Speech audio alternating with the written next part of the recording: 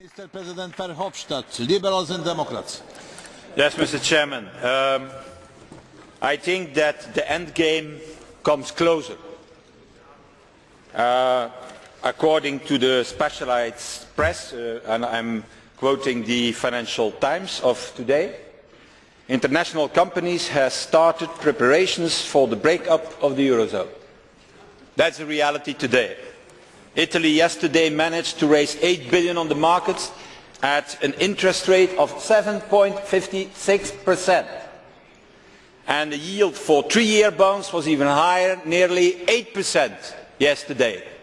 And it's not only a question of Italy or a question of Spain or a question of Greece or a question of Ireland, it's still a few days also a question of Germany, who is not capable to raise the necessary money in their own auction that they have launched a few days ago.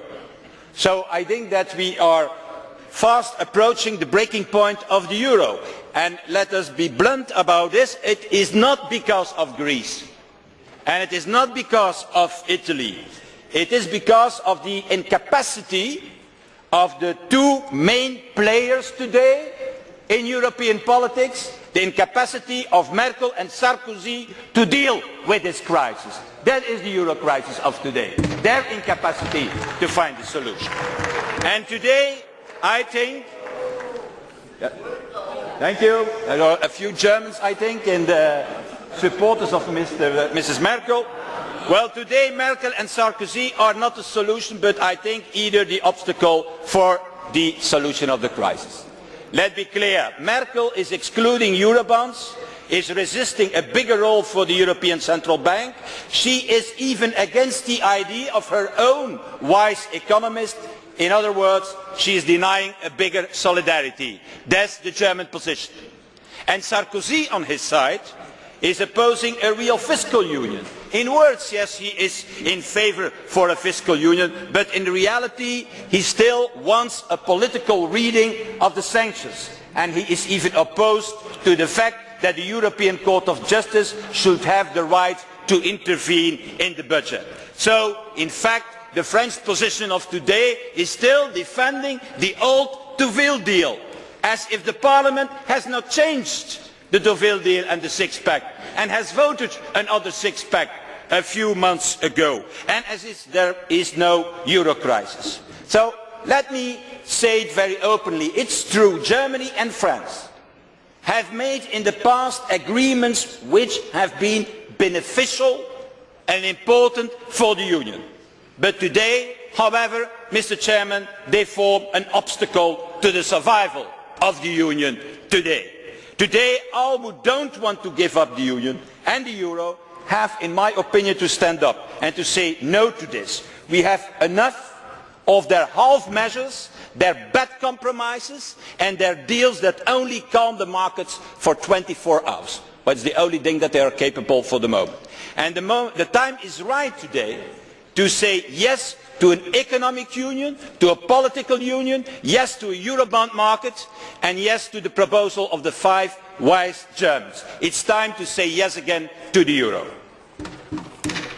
Thank you very much, Mr. President. There is also a blue card to you. Are you ready to answer? Always, okay. Dear friends, we should not discuss too long, so the next blue cards for next 15 minutes will be stopped. But now is a blue card for Mr. Eppink. Thank you, Mr. President.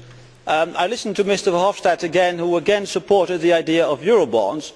I just would like to know whether this idea and his speech is supported by the members of the German Liberals, of whom I see no representatives here, and whether he also has the support of the Dutch Liberals of the VVD.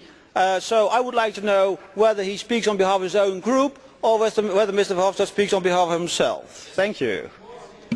I think that Mr. Eppink is not following very well politics here in this Parliament. I can understand that maybe, but the FDP has backed the idea of the 5 wise Germans, economists, for the creation of a European collective redemption fund. Mr. Lambsdorff has published, you didn't read it, an article in Die Welt saying that this collective redemption fund is the solution.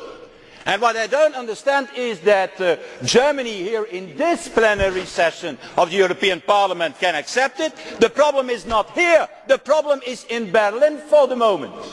Where for the moment the German government and mainly Mrs. Merkel don't want to follow the advice of her proper advisors, her proper councillors, who are saying the only way to tackle the problem is to create this collective redemption fund, where you put together the debt above 60% of those countries who are not using the rescue fund, and that combined with very bold debt reduction schemes for all the countries.